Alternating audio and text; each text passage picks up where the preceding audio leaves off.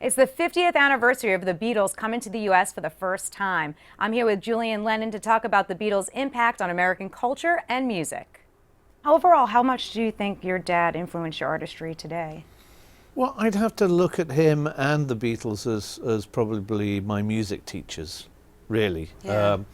Along with the likes of the Beach Boys and Steely Dan and Led Zeppelin and a whole host of fruitcakes. But yeah, I mean, if you wanted to learn how to become a great songwriter more than anything else, they were the boys to look to, you know. I think you'd be hard done to find an artist or a musician that hasn't looked to them for their teaching, really. And here we are coming on the 50th anniversary of the Beatles' arrival in the U.S. Sure. What do you remember about the Beatles growing up? Not too much, to be honest with you, because, you know, when Dad moved away when I was, I don't know, 3 or 4, I lived with Mum, and we lived a totally isolated life from the world of what was going on with the Beatles, you know. So I probably saw as much as anybody else, really, or maybe even less. Do you still keep in touch with Paul and Ringo at all? Bump into them once in a blue moon, but yeah, that's about it, really. You know, the odd birthday message, Yeah. Happy birthday and Happy Christmas, you know. It's been well known that some of the songs were inspired by you, like Sure. Hey Jude. What do you think about when you hear those songs today? Well, I mein, listen, I find that anybody that writes a song about someone else is pretty special, you know. I certainly appreciate it. That's no question about that. I've heard it a few times now, though. But Just you a know, few. just a few times. But you know, one can't not appreciate the fact that someone was thinking about you and your life and your situation. So you know, that's nothing but being grateful, really. You mentioned the White Feather Foundation Yeah. earlier. That's an organization that you've been involved with for a very long time. Sure. Part of which is inspired, you said, by your father, Yeah. John Lennon. Yeah. And you know, what kind of inspiration did he provide in terms of starting this organization? Well, I mean, how it, again, organic.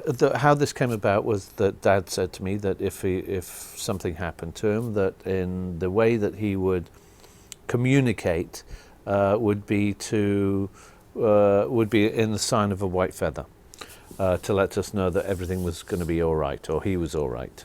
And on the last promotional tour I did, and tour of Australia 15 years ago with the last album, Photograph Smile, I was staying in Adelaide, and I literally had a phone call from the hotel's staff saying, Mr. Lennon, there's a lobby.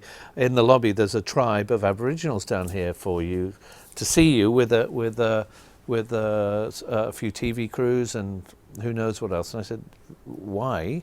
What do they want me for? Anyway, I go downstairs, and they're all there, and this older woman who was one of the elders of this tribe called the Mourning Tribe just walked up to me with a white feather. And they wouldn't have known the story about what Dad told me, but she walks up with a white feather and gives it to me and says, you have a voice, can you help us?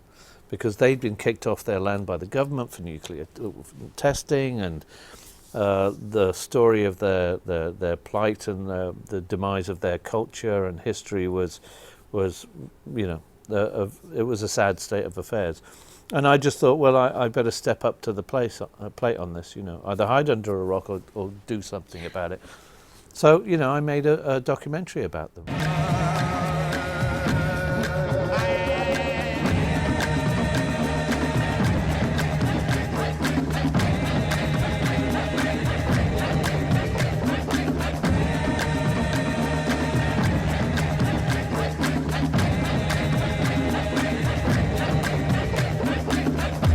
We just thought White Feather Foundation sounds beautiful, and it represents peace to me in every way, shape or form, and that's how it was born.